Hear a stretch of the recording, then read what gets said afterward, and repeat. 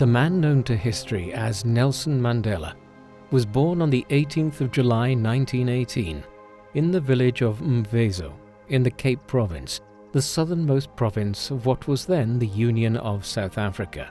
His given name at birth was Rolihlahla Mandela, Rolihlahla meaning something akin to troublemaker or pulling the branch of a tree.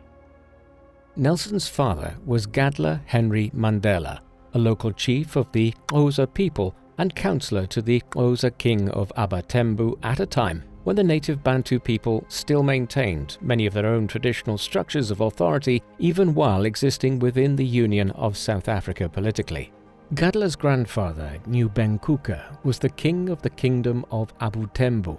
Consequently, Nelson was descended from native royalty and was theoretically a prince. Gadla Mandela, in keeping with the customs of South Africa at the time, was a polygamist and had 4 wives. Rolihlahla was the son of his 3rd wife, Nosekeni Fani. Given his father's marital relations, he had many siblings and half-siblings, some of whom lived in different households and even in different villages. Rolihlahla's early life was lived between 2 worlds. On the one hand, his father lived much like many local chiefs had in the region for centuries, also serving as a councillor to the Abatembu king between the mid-1910s and the mid-1920s as Rolihlahla was growing up. But the country was also modernizing, and the traditional Bantu peoples such as the Xhosa and Zulus were beginning to adopt Western social customs. Rolihlahla's early years reflected this. On the one hand, he grew up according to Xhosa tradition in his mother's kraal or homestead, tending their herd. However, Western influences were to be seen, such as the fact that his mother had converted to Christianity and decided to send her son to a local Methodist missionary school. It was here that he was given the name Nelson on his first day of education, one which he has become known to the world by. Mandela, whose parents were both illiterate, was the first member of his family to attend school. When he was 9 years old, his father died from a lung ailment, at which time he was taken largely under the wing of the Xhosa royal court, though he continued to attend school, developing a love of history and also adopting his mother's Christian beliefs. In these early days, his view of colonial rule was that it was broadly beneficial in introducing major social and economic development into southern Africa. The country Mandela came of age in had been fashioned over a period of 300 years, since the mid-17th century. Prior to this time, there was no nation of South Africa. Rather, the mass of land at the southern point of the African continent was a broad tapestry of kingdoms ruled by different tribes such as the Zulu, Xhosa and Swazi peoples, many of them deriving from the broad Bantu ethnic group. These kingdoms had contact with the Arab and Indian world through their trade with Great Zimbabwe and other cultures to the north, but it was not until the late 15th century that they first encountered Europeans when the Portuguese reached the Cape of Good Hope. Supply stations were established here in due course by the Portuguese, but it was not until 1652 when the Dutch established the Cape Colony, where Cape Town lies today, that a permanent European settler colony was established here. This expanded over the next century and a half, but in the early 19th century, the Dutch colony was occupied and taken over by Britain during the Napoleonic Wars. The British Cape Colony began aggressively expanding in the second half of the 19th century, moving its borders north and northeast to cover much of the region approximating to modern-day South Africa, an expansion that was fueled by the discovery of gold and diamonds. Conflicts ensued with both the native Zulus and the Boers, the descendants of the Dutch, German and French settlers who had made southern Africa their home in the 17th and 18th centuries, resisting British colonial expansion.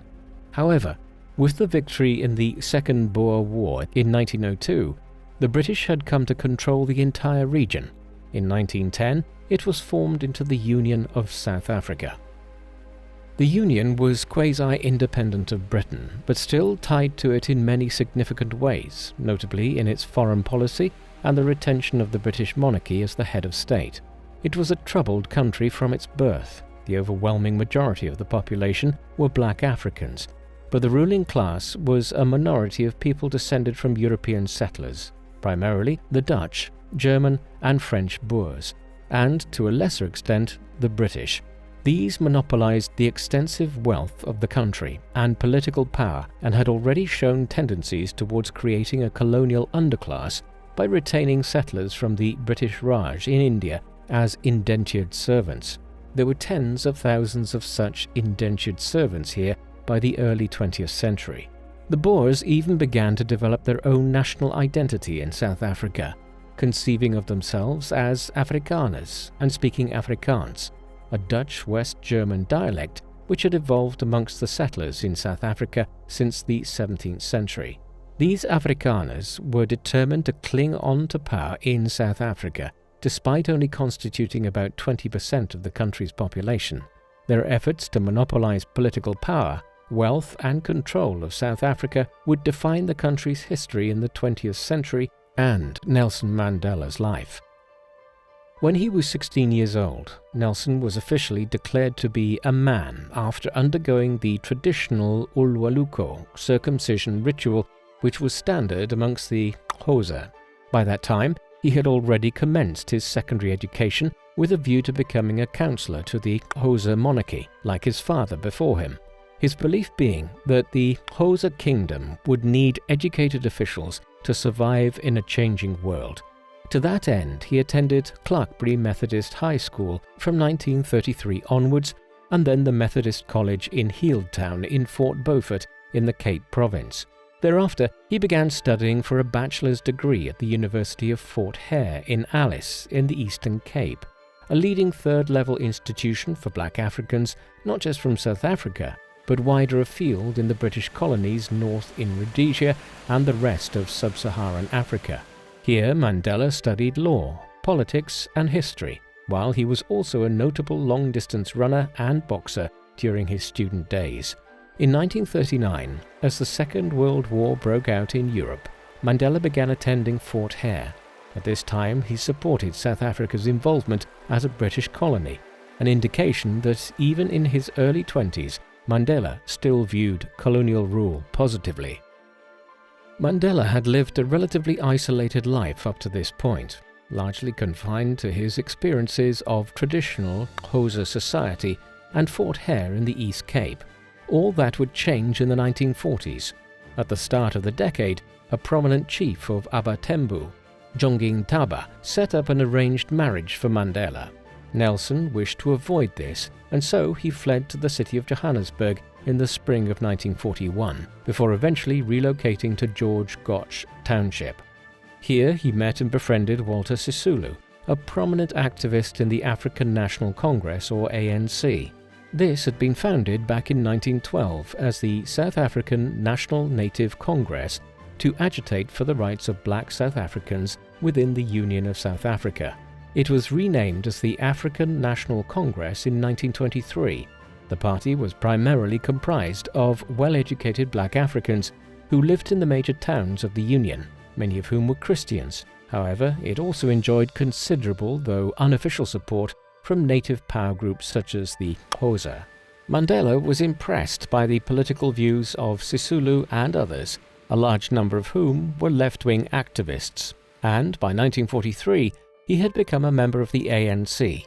Just months later, at Easter 1944, he was central to the establishment of the ANC Youth League, after convincing the ANC president at the time, Alfred Bitimi Xuma, that if their struggle was to be successful, they would need to gain mass support from the younger generations of South Africans. It was also around this time, in early 1944, that Mandela married his first wife, Evelyn Masse, a trainee nurse whom he had met at a gathering at Walter Sisulu's house, Evelyn being a close friend of Sisulu's partner, Albertina. Mandela and Evelyn started dating within days of first meeting and were soon engaged. They married in a civil ceremony at the Johannesburg Crown Commissioner's Court on the 5th of October 1944. The wedding was a muted affair, as the couple could not afford a wedding feast on Evelyn's salary as a trainee nurse, and the income from Mandela's various jobs in law clerks' offices. For a time they lived in a room in Evelyn's sister Kate's home. Their own first home in the Johannesburg township of Soweto, which they moved into in 1946, was also a very modest affair, being a small brick building with a cement floor and a galvanized tin roof.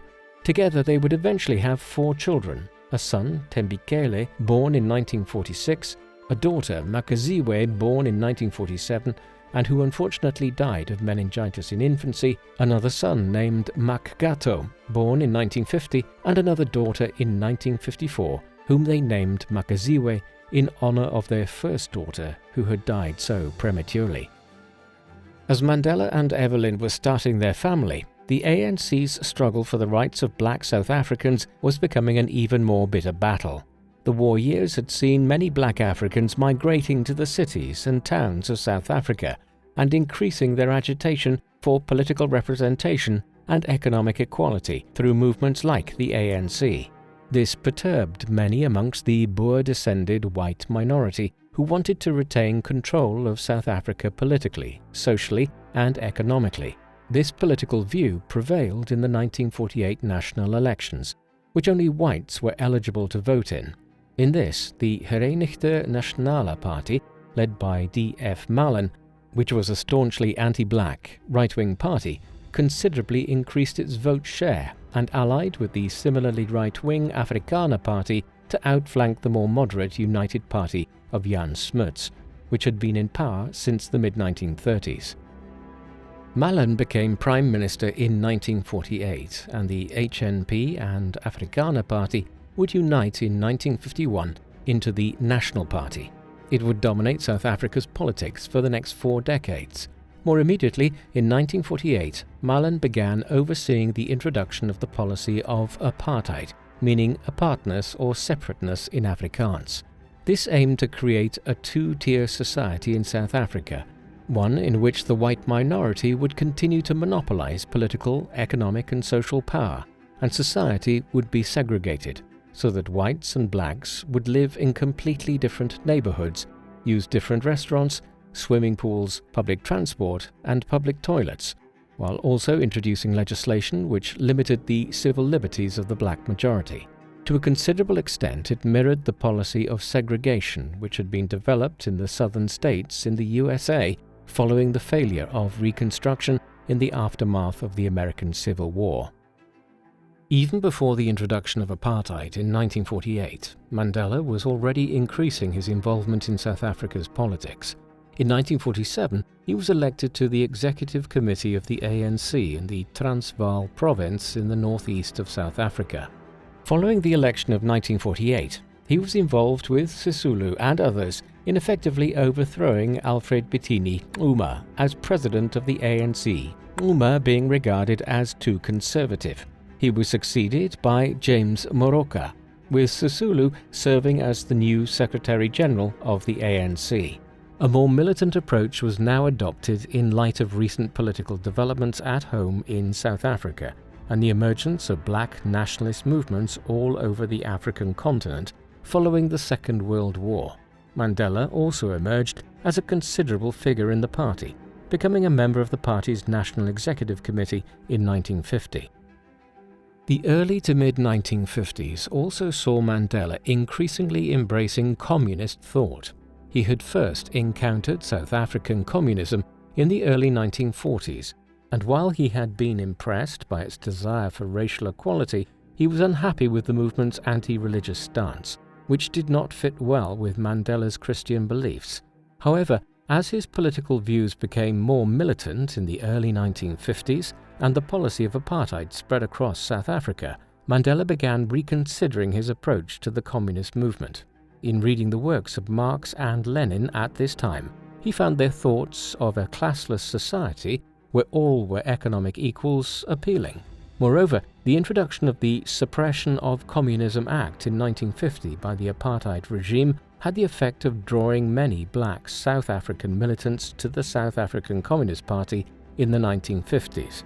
In 1952, Mandela spoke at several ANC rallies, which attracted thousands of supporters, in the process becoming one of the most notable figures in the movement. He was duly appointed as president of the ANC in the Transvaal region that year. Meanwhile, he continued to work for several law firms, eventually passing the exams to practice as an attorney in 1953 and opening his own law firm in Johannesburg shortly afterwards. He would spend much of the mid-1950s representing black South Africans who were being persecuted by the apartheid government. The mid-1950s were a period of considerable change in South Africa. The apartheid government stepped up its efforts to relocate tens of thousands of black South Africans from parts of certain cities and towns with the goal of creating monolithically white neighborhoods. This was aided from a legal and logistical point of view by the passage of the Natives Resettlement Act of 1954.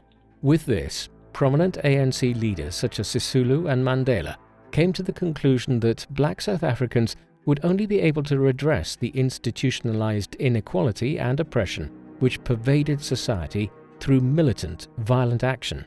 Consequently, in 1955, it issued the Freedom Charter, which called for a non-racial society of equals in South Africa. At the same time, the ANC began acquiring weapons from other powers. Inevitably, in the context of the Cold War, given that the apartheid regime was an ally of the Western powers, these came from the Communist bloc and the People's Republic of China in particular. At the same time, Mandela's first marriage to Evelyn broke down in the mid-1950s. She accused him of physical abuse and left with their children in 1956, following which divorce proceedings were initiated. Mandela denied the charges and filed for custody of their children, though it appears clear that he was unfaithful in his marriage. Eventually, the divorce was finalized by 1958, quickly after which Nelson married Winnie Madikizela, whom he had met and begun dating the previous year. They would have two daughters together, Zinani and Zindiswa, born in 1959 and 1960.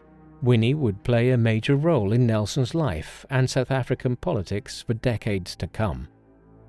Mandela's second marriage and his meeting Winnie very nearly never happened at all. In December 1956, he and several other senior members of the ANC had been arrested by the South African government and were accused of high treason on the grounds that they were inciting revolution against the government. However, after mass protests, they were eventually bailed early in 1957. The prosecution of 156 individuals, including Mandela, which has become known in South African history as the treason trial, would drag on throughout the late 1950s and into the early 1960s. As it did, the number of defendants continued to decline, and the charges were watered down, as dozens of defendants were acquitted over time, and the government realized its case was extremely weak. It would eventually end in 1961 with the acquittal of all defendants. In the meantime, Mandela and his colleagues were free to continue their activities. This period was notable for Mandela's opposition to the newly formed Pan-African Congress, a new South African political movement which was exclusionary of non-black South Africans. Mandela was already convinced by this time that any future South Africa, which would include liberties for the black majority, would also have to be tolerant and inclusive of the white minority and the significant community of people of Indian heritage in the country. The end of the treason trial instilled in the South African government a fresh desire to bring the leaders of the ANC to court. Years of persecution had also given Mandela a keen sense of how important it was to carry out his work in a secretive manner. Thus, in the early 1960s, he spent much of his time traveling around South Africa incognito, establishing new cells of the ANC in different towns and villages. The goal was to expand the ANC's network and sphere of activity so that it had a truly national presence throughout South Africa, with supporters in every region should a militant insurrection be launched against the apartheid government.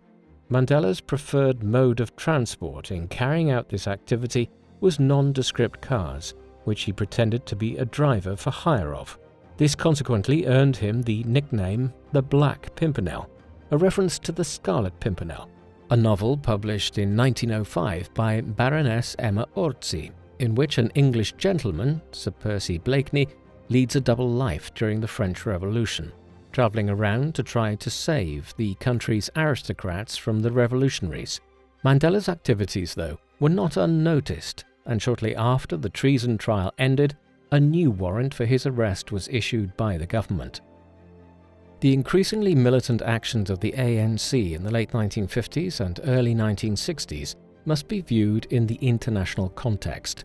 A wave of independence movements had spread across Africa in the post-war period, and this soon resulted in Britain, France, Belgium and Italy granting independence to their former colonies across the continent, beginning with Ghana in 1957. However, there was considerable resistance to independence in some parts of Africa, notably the southern end of the continent in the Portuguese colonies of Angola and Mozambique, and the British colonies such as Rhodesia around what is now Zimbabwe. By the early 1960s, armed militant movements began to emerge amongst the native African people in these regions. While South Africa had a different constitutional status, having acquired independence from Britain gradually from the early 20th century onwards, the struggle against apartheid in the country was viewed as a quasi-colonial struggle for the black majority to acquire political representation and an end to their social and economic disenfranchisement. Thus, from the early 1960s, the ANC had growing connections to groups such as the Zimbabwe African People's Union, the Zimbabwe African National Union, the Liberation Front of Mozambique, and the People's Movement for the Liberation of Angola, while successive National Party governments in South Africa supported the Portuguese government and the Rhodesian government after it became independent from Britain, against the liberation movements in Angola, Mozambique and Rhodesia. It was in this context that Mandela headed to Addis Ababa, the capital of Ethiopia, to attend the Pan-African meeting for East, Central and Southern Africa in the city in the spring of 1962.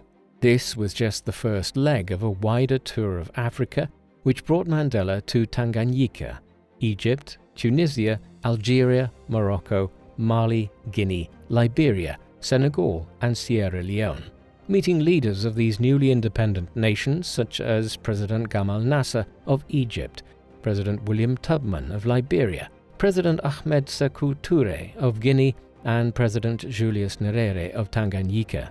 Through these summits, he was able to acquire extensive funding for the ANC, and in some cases, promises of arms and ammunition for any future revolutionary struggle in South Africa.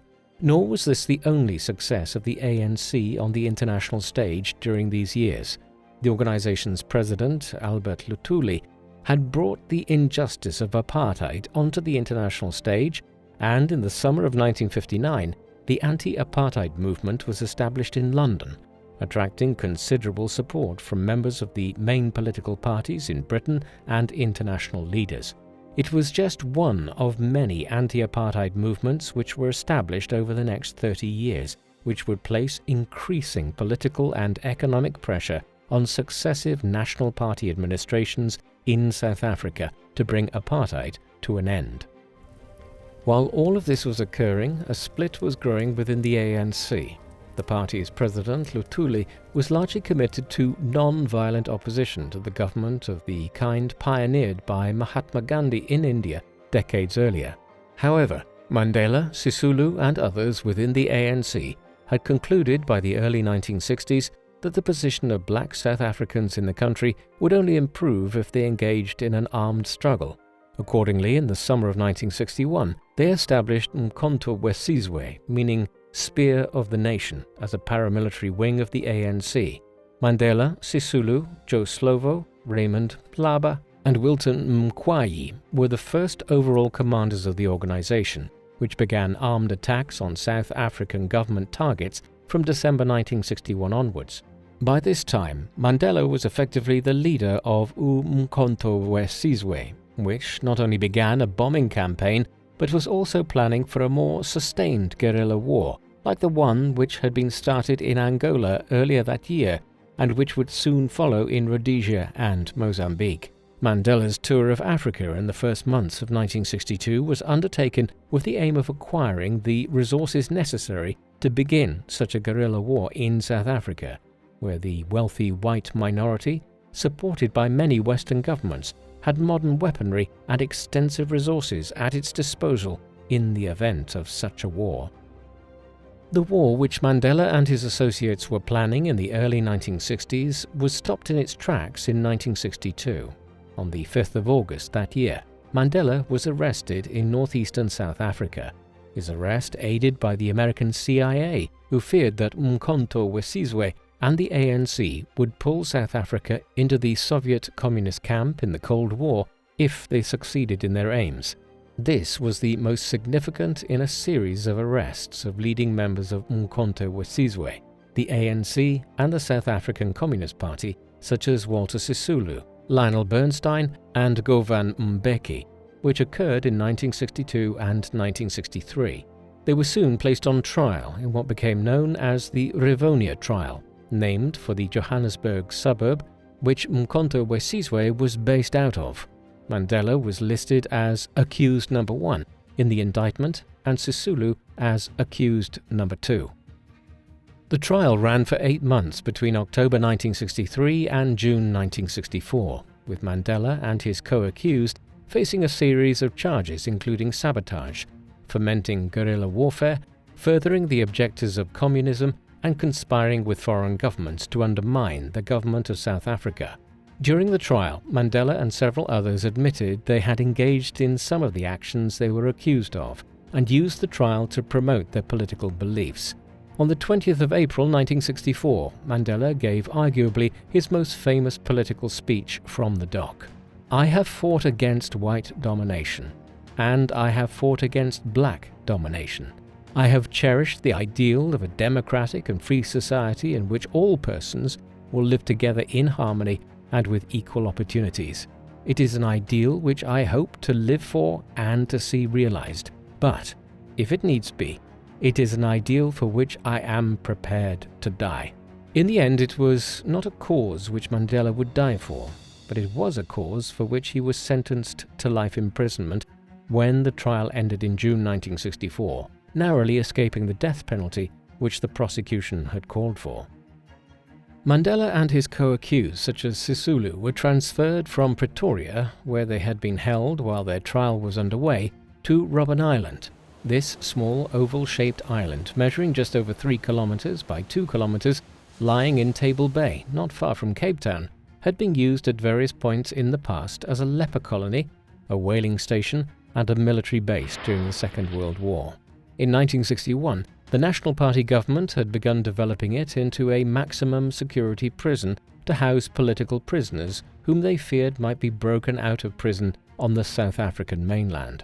Mandela and his fellow members of the ANC and other revolutionary movements would spend the next 20 years here in crude concrete cells which measured 8 foot by 7 foot, with no furniture of any real kind other than a straw mat to sleep on and a small table. During the day, prisoners were made to work in quarries and to undertake back-breaking physical labor without medical care of any major kind. Over the next several years, Mandela's eyesight was permanently damaged from working long hours outside without eye protection of any kind. Visits were heavily restricted for the prisoners, as was access to all political news from the outside world.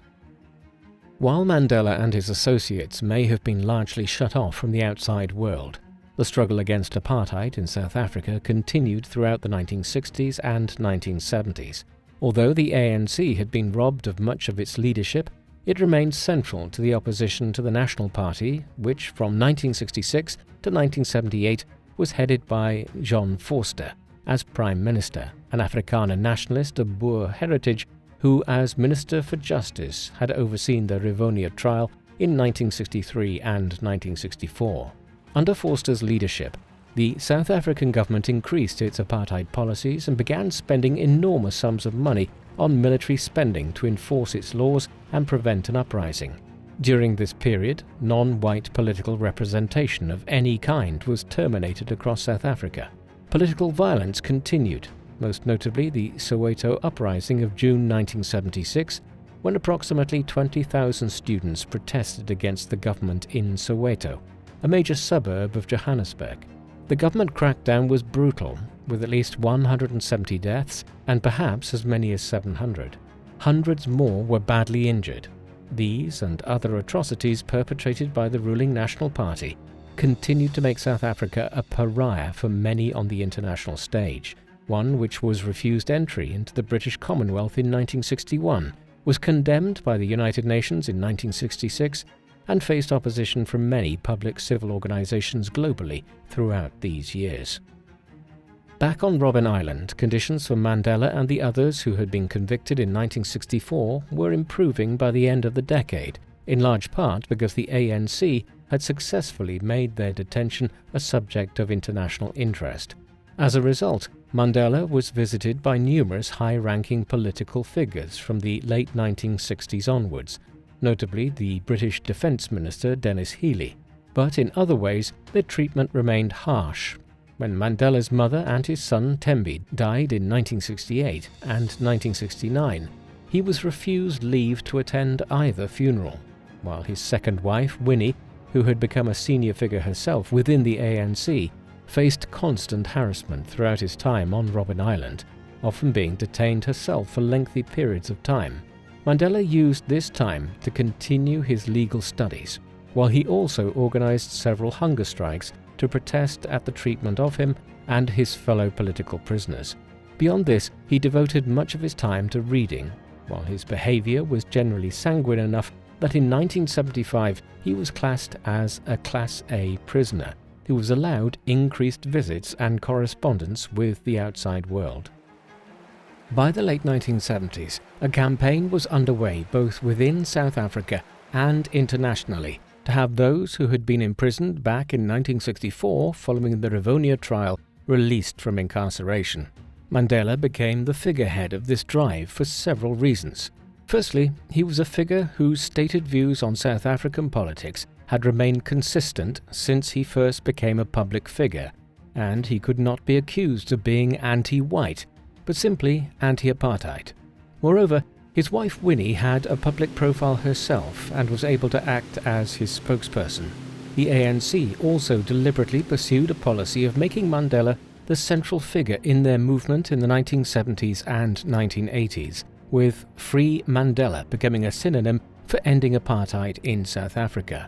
The South African government was concerned by all of this, and in 1982 made the decision to transfer Mandela, Sisulu and several others from Robben Island to Pollsmoor Prison in the suburbs of Cape Town. They were able to present this to the international world as an easing of the terms of Mandela's sentence, but in reality the move was designed to prevent the elder ANC members from further radicalizing young detainees on Robben Island. The conditions here were no better than on Robben Island, and in some ways worse. Mandela would later describe Pollsmoor as, quote, "the truth of Oscar Wilde's haunting line about the tent of blue that prisoners call the sky," a reference to the Irish poet's Ballad of Reading Gaol. Mandela would remain at Pollsmoor Prison for over 6 years. During that time, South Africa's politics entered a period of crises which would combine to bring about the end of apartheid.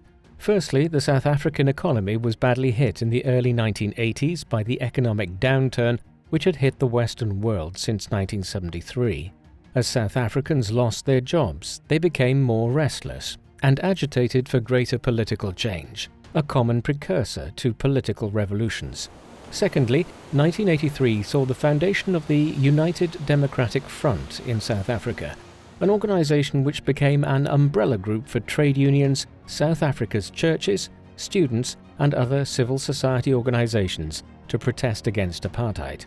Over the next several years, its membership swelled to several million South Africans, creating a broad organization in opposition to the National Party and apartheid supporters. Finally, on the international stage, the Cold War began drifting inexorably to a conclusion from the mid-1980s, following Mikhail Gorbachev's assumption of the leadership of the Soviet Union. As this occurred, countries like the United States and Britain, which had been steadfast supporters of the South African government as a bulwark against communism in southern Africa, became increasingly critical of the regime. By the mid-1980s, these events had begun to exert immense pressure on the government of Pieter Willem Botha, the leader of the National Party and consecutively the Prime Minister of South Africa from 1978 to 1984, and then President of the country from 1984 to 1989. In particular, social unrest within South Africa and the economic damage that was being inflicted on the country by international trade boycotts, owing to the white minority's continuing adherence to apartheid, were major issues which Botha and his ministers could not ignore. Accordingly, as early as 1985, talks were underway between the government and Mandela and other ANC leaders about how to transition to a more democratic country, where black South Africans would be fully enfranchised. Earlier constitutional reforms in 1983 to create a tri-cameral parliament, one wherein blacks, Indians and other non-whites would each have a say of some kind, having been viewed as simply a smokescreen. These talks moved slowly from 1985 onwards, with Botha only willing to countenance a slow transition to a broad democracy in South Africa. But as the international situation changed in the late 1980s and the pressure on the apartheid government rapidly increased, it became evident that Botha's position was untenable.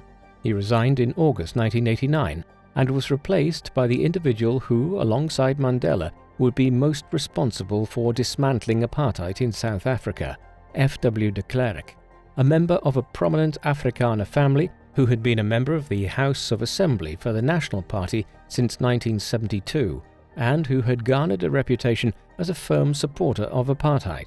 However, in the late 1980s and early 1990s, he would dramatically shift course in order to avoid plunging South Africa into a racial civil war. By the time de Klerk became president of South Africa in the autumn of 1989, Mandela had been moved from Pollsmoor prison to Victor Verster prison near the city of Paarl in the Western Cape. He had developed tuberculosis in 1988 while at Pollsmoor from the damp there and was moved to Victor Verster to recover.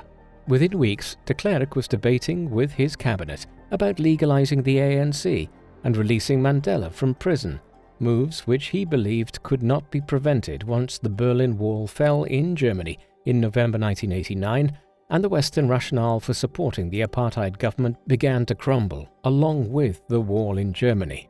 Thus, in December 1989, de Klerk met with Mandela and indicated that he was to be released from prison after a quarter of a century in detention.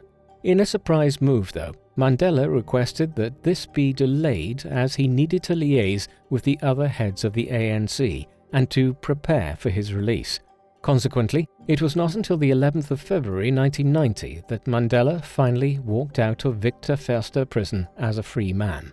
The images of him walking out, holding his wife Winnie's hand in the air, are some of the most iconic of the politics of the late 20th century. While Mandela was released early in 1990 and there were concerted efforts underway to bring apartheid to an end, this was a long and complicated process. A society which had been divided in such a way for over 40 years could not be radically overhauled in just a few weeks. First, the ban on the ANC was lifted, and this allowed for bilateral talks between the party and de Klerk's government. Concerted negotiations were undertaken at the Convention for a Democratic South Africa, held in the Johannesburg Trade Center in December 1991. Here, the remaining divisions between both sides were clearly on display, with de Klerk asserting that the ANC had effectively been a terrorist organization and Mandela denouncing apartheid rule in his speech. On top of this, both figures had to contend with hardliners within their respective parties who did not want to accommodate the other side. Talks through 1992 focused on whether a federal South Africa should be established, which would grant significant autonomy to individual regions. This would allow the white Afrikaner community to retain significant control over the Cape Province and other regions where they were largely concentrated. De Klerk also mooted the idea of a rotating presidency, with white South Africans assured of terms in office. These major points of contention aside, by the end of 1993, both sides, led by de Klerk and Mandela, had managed to agree on the holding of elections in the spring of 1994, the first of which would involve a wide franchise in which black South Africans and other non-white communities would have an equal vote with the Afrikaner community. On the back of this, Mandela and de Klerk were jointly awarded the Nobel Peace Prize in 1993 for their collective work in bringing apartheid to an end. It was during the early 1990s as well that Mandela finally managed to publish his well-known autobiography entitled Long Walk to Freedom. Mandela had begun writing this while imprisoned on Robben Island in the 1970s, but efforts to smuggle the text out of prison and have it published in London had failed, and at various times pages of it had been found by guards and confiscated. Now, most likely with the aid of a ghostwriter, he published it in 1994. The book provided an extensive account of his youth and early years, before delving into his political career and beliefs in the second part. Yet it was also a product of its time, and Mandela either toned down certain sections or emphasized others in line with the political needs of the transition away from apartheid. For instance, almost nothing is said of de Klerk's complicity in some of the more violent actions of the National Party government in the 1970s and 1980s, while many aspects of the terror campaign engaged in by the ANC, much of which involved Mandela's second wife Winnie, were obfuscated.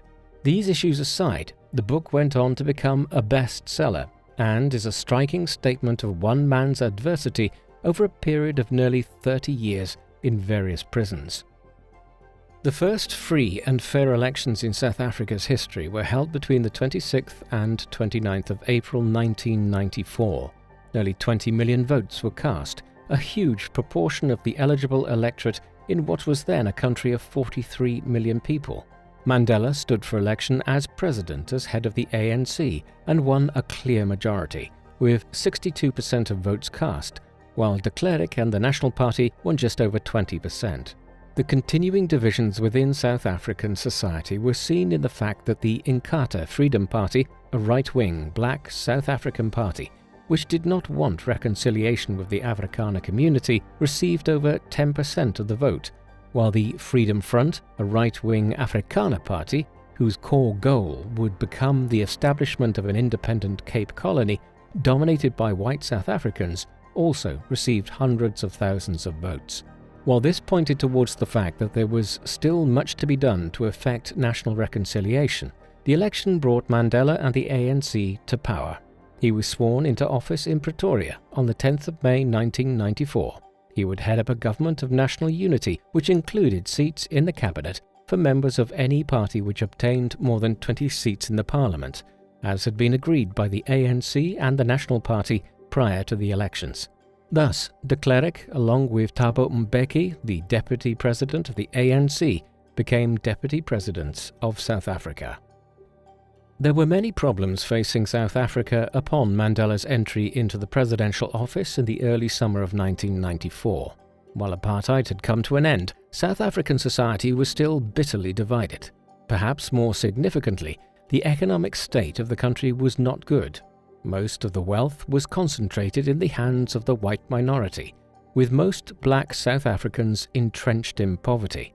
There was also a dire need for investment in schools, hospitals and other social services countrywide, while large sections of the country did not have access to electricity or clean water. Crime was also pervasive. To compound matters, many white Afrikaners were leaving the country, fearing that they would have their wealth stripped from them by state policies in the new South Africa. This resulted in a wealth drain and a brain drain, as the white community was better educated than the black majority owing to the educational inequality which had prevailed during apartheid. Finally, South Africa's international trade was in a dismal state following years of international boycotts of South African exports in protest at apartheid. The problem was added to for Mandela, as the ANC had campaigned on a platform of significantly improving the economic and social circumstances of black South Africans. Yet it was not at all clear how this would be achieved.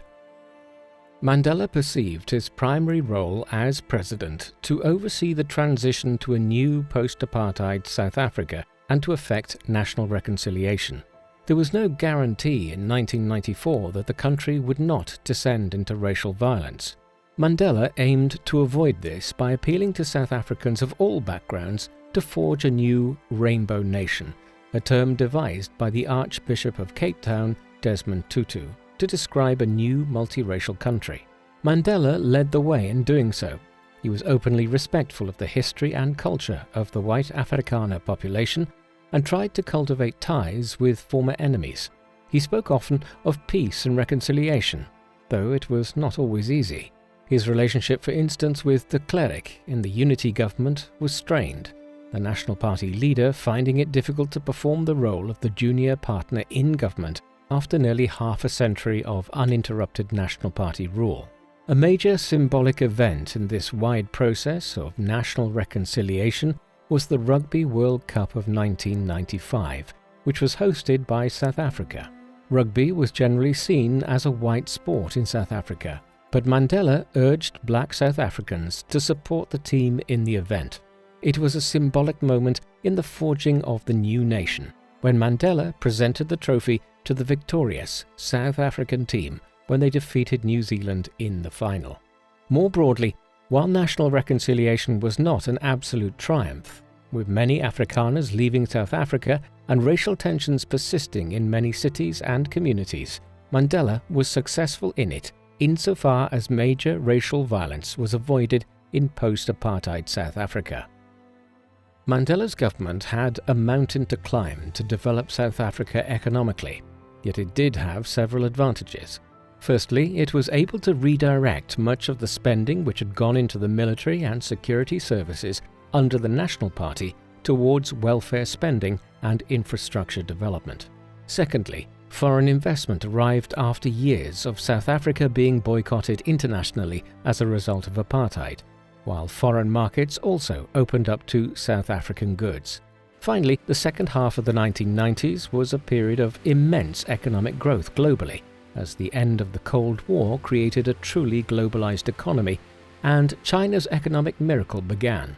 The government also took action to increase its economic power and better the lot of ordinary South Africans, nationalizing some industries and assets and reforming labor laws to benefit employees and small business owners. Yet progress was still slow, compounded by a rapidly growing population which expanded by nearly 7 million people alone in the decade between when Mandela was released from prison in 1990 up to 2000. Nevertheless, millions of people first obtained access to running water, electricity, basic healthcare, and education during Mandela's term as president, though he has, with a fair degree of legitimacy, been criticized for a failure to address both the spread of HIV/AIDS in South Africa and the country's crime problem. One of the key concerns of the government of national unity in the mid-1990s under Mandela's leadership was to devise a new constitution for South Africa in light of the end of apartheid and the enfranchisement of the majority of the population. This was to be a formalization of the interim constitution, which had been agreed in 1993, prior to the elections of 1994. This provided for universal suffrage to elect a 400-member National Assembly, who would then elect a president to serve as both head of state and head of government for a maximum of 2 terms of 5 years. In acknowledgement of the quasi-federal nature of the South African state, one in which the Cape provinces of the south of the country have very different demographics and history to other provinces such as KwaZulu-Natal and the Free State further to the northeast, an upper house was also created, one with 90 delegates, 10 from each of the 9 provinces into which South Africa was newly divided. Unusually, the constitution also provided for South Africa to effectively have 4 different capitals. The seat of government was to be in Cape Town, where Parliament would sit. The President and Cabinet would operate out of Pretoria, while the Supreme Court and Constitutional Court would sit in Bloemfontein and Johannesburg respectively. This unorthodox arrangement was designed to provide symbolic representation to the various communities within South Africa, different parts of which had a closer affinity to different cities. Nevertheless, the new constitution proved unsatisfactory to the National Party, and just weeks after it was enshrined as the new Constitution of South Africa, de Klerk and his colleagues withdrew from the Government of National Unity. Mandela established himself during his term as President of South Africa as one of the world's leading statesmen, a curious shift in position after having spent decades being condemned by governments in Washington and London as a terrorist. In this newfound role, he became one of the leading voices calling for an end to regional conflicts. For instance, he was critical of Israel's actions against Palestine and a firm advocate of the now largely abandoned two-state solution, while he also urged India and Pakistan to develop better relations in the hopes of offsetting a new war between these long-standing adversaries, both of which are nuclear-armed states and which were still in disagreement over the status of the Kashmir region. Closer to home, Mandela played a leading role in mediating an end to the violence in Rwanda, following the end of the civil war there between the Hutus and the Tutsi, though his close relationship with the dictator of Libya, Muammar Gaddafi, does not look good in hindsight. More broadly, Mandela was elected as Secretary-General of the Non-Aligned Movement in 1998, the large group of dozens of states which had emerged during the Cold War as a group which wished to remain aloof from the world's major military alliances, such as NATO. Despite the fact that Winnie Mandela had emerged as a leading figure within the ANC herself, one who in the 1990s was viewed as a potential president of South Africa someday in the future, Nelson and she had grown apart quickly after his release from prison in 1990, their relationship understandably strained after nearly 30 years of separation. She was also engaging in an affair, and Nelson was a serial womanizer, whose first marriage had also come to an end on the back of his infidelity. They separated in 1992, and Nelson applied for a divorce in 1995, one which was finalized the following year. His motives in finally seeking a divorce were clear. In 1995, he had begun a relationship with Graça Machel, the widow of the deceased president of Mozambique between 1975 and 1986, Samora Machel. They eventually married in 1998 on the occasion of Mandela's 80th birthday. They would live a quiet life, and Mandela, despite his position as president and his wider international renown, continued to live a simple life, one largely free of the trappings of wealth. Courteous and polite to all, he was also a paradoxically private man who kept his own counsel on many issues. In his later years, he also reveled in his role as a grandfather to 17 grandchildren, while the first of his 19 great-grandchildren had been born in 1984, while he was still in prison. When he became president of South Africa in 1994, Mandela was already in his mid-70s and was suffering from numerous ailments owing to the harsh conditions in which he had lived while imprisoned between the early 1960s and 1990. He had consequently never intended to run for a second term as head of state, and had viewed his role primarily as being the individual who would oversee the transition to a post-apartheid South Africa. Moreover, there was a younger generation of ANC members who viewed themselves as being the primary power within the party. None was as powerful as Thabo Mbeki, who had been a member of the ANC since he joined it in 1956 at 14 years of age. He spent much of his adult life up to 1990 abroad, studying economics in London and then acting as an ANC representative in various African countries. In 1994, he had been elected as Deputy President of South Africa in conjunction with de Klerk and Deputy President of the ANC. Once the new constitution was in place in 1996, Mandela began transferring control of the government to Mbeki. In 1997, he revealed publicly that Mbeki was effectively in charge of the government, and in December of that year, this new dispensation was formalized when he succeeded Mandela as the leader of the ANC, though Mandela had favored Cyril Ramaphosa as his successor.